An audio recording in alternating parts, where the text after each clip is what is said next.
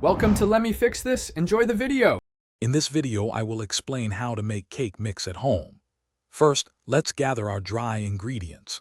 You'll need 3 cups of all-purpose flour, 1 1/2 cups of granulated sugar, 1 tablespoon of baking powder, and 1/2 teaspoon of salt. Sifting these together ensures a smooth, lump-free mix. This foundational step is crucial for a light and airy cake, so take your time to combine everything thoroughly. Next, let's add some flavor and discuss storage. For a classic vanilla cake, you might add 1 teaspoon of vanilla powder.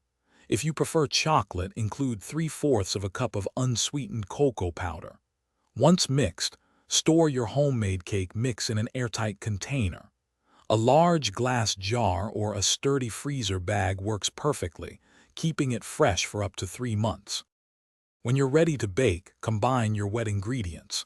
You'll typically need 2 large eggs, 1 cup of milk, and 1/2 cup of vegetable oil. Whisk these together until well blended. Then, gradually add this wet mixture to your homemade dry cake mix. Stir gently until just combined, being careful not to overmix, which can lead to a tough cake. Finally, it's time to bake and enjoy your delicious creation. Pour the batter into a greased and floured 9-inch round cake pan.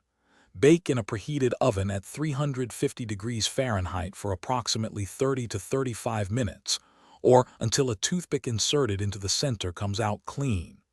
Let it cool in the pan for 10 minutes before transferring to a wire rack to cool completely. Then, frost and serve. Thanks for watching. If you found this helpful, don't forget to like and subscribe.